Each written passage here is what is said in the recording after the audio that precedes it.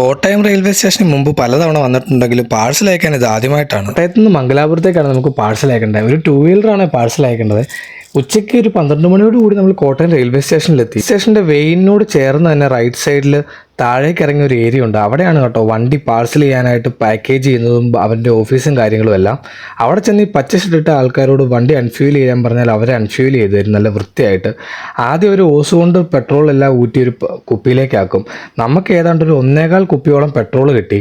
ആ പെട്രോൾ നമുക്ക് വേണമെങ്കിൽ എടുക്കാം, ഇല്ലെങ്കിൽ അവർക്ക് കൊടുക്കാം. അതിനുശേഷം ഒരു തോർത്തിറക്കി ആകാം ഫുള്ള് ഡ്രൈ ആക്കുക. തോർത്ത് ഫുള്ള് നനഞ്ഞു കഴിഞ്ഞപ്പം ആ ചേട്ടൻ അത് പുറത്തേക്ക് എടുത്തിട്ടൊന്ന് പിഴിഞ്ഞു.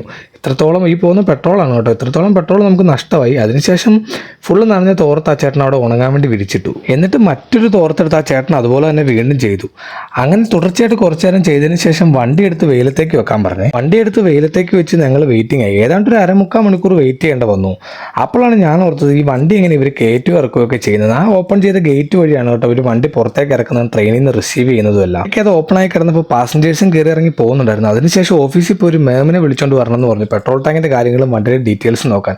മേമിൻ്റെ ഒരു ചെറിയ ഇൻസ്പെക്ഷൻ ആയിരുന്നു. ഇൻസ്പെക്ഷൻ കഴിഞ്ഞ് മേം അങ്ങ് പോയി. വണ്ടി പാസ് ചെയ്യുന്ന ആ ഡോറിൻ്റെ തൊട്ടപ്പുറത്താണ് RPFൻ്റെ ഓഫീസ്. അവിടെ ഒരു മേം ഉണ്ടെന്ന് പറഞ്ഞു. മേമിനെ കൂട്ടാൻ ചെന്നു. അവിടെ ഒരു സാറായിരുന്നു. സാറിനെയും കൂട്ടി വന്നു. സാറിൻ്റെ ഭാഗത്തുനിന്നുള്ള ഇൻസ്പെക്ഷൻ ഫോർമാലിറ്റീസും കഴിഞ്ഞ് സാറും പോയി. അപ്പം പ്രധാനമായിട്ടും നമുക്ക് 2 ഫോർമാലിറ്റീസ് ആണ് വന്നത്. മേമിൻ്റെ ഒരു ഇൻസ്പെക്ഷൻ, RPFൻ്റെ ഒരു ഇൻസ്പെക്ഷൻ. അത് കഴിഞ്ഞ് നേരെ വന്ന് ഓഫീസിലേക്കാണ്. ഇവിടെയാണ് കുറച്ച് ഇമ്പോർട്ടൻ്റ് ആയിട്ടുള്ള കാര്യങ്ങൾ കേട്ടോ. ഇവിടെ കാർഡ് പേയ്മെൻറ്റ് മാത്രമേ എടുക്കത്തുള്ളേ. അതാണ് ഏറ്റവും ആദ്യത്തെ കാര്യം. സോ നമ്മൾ ക്യാഷും GPay ഒന്നും എടുക്കില്ല. അതുകൊണ്ട് കാർഡ് പേയ്മെൻറ്റ് ചെയ്യാനുള്ള ഒരു അറേഞ്ച്മെൻറ്റ്സുമായിട്ട് വേണം നമ്മളിവിടെ വരുവാണെങ്കിൽ വരാൻ. നമുക്കൊരു ഫോം തരും കേട്ടോ. ആ ഫോം ഫില്ല് ചെയ്യാനുള്ള മാതൃക അവിടെ തന്നെ ഉണ്ട്. പാഴ്സൽ അയക്കാൻ മെയിനായിട്ട് വേണ്ട ഡോക്യുമെൻറ്റ്സ് വണ്ടിയുടെ RCയുടെ ഒരു കോപ്പി, അയക്കുന്ന ആരാണോ അയാളുടെ ആധാർ കാർഡിൻ്റെ ഒരു കോപ്പി, റിസീവ് ചെയ്യുന്ന ആരാണോ ആളുടെ ആധാർ കാർഡിൻ്റെ ഒരു കോപ്പി. മറ്റൊരു പ്രധാനപ്പെട്ട കാര്യം എന്ന് പറഞ്ഞാൽ 50,000 രൂപയ്ക്ക് മേളിലുള്ളതിന് E-way ബില്ല് എന്ന് പറഞ്ഞൊരു ബില്ല് വേണം കേട്ടോ. അതെന്ത് ബില്ലാന്ന് എനിക്കറിയില്ല. അവിടുത്തെ നോട്ടിഫിക്കേഷൻ നോക്കി ഞാൻ പറഞ്ഞതാണ്. എല്ലാ ദിവസവും രാവിലെ 7 മണി മുതൽ വൈകിട്ട് 5 മണി വരെ ഓഫീസ് വർക്കിംഗ് ആണ്.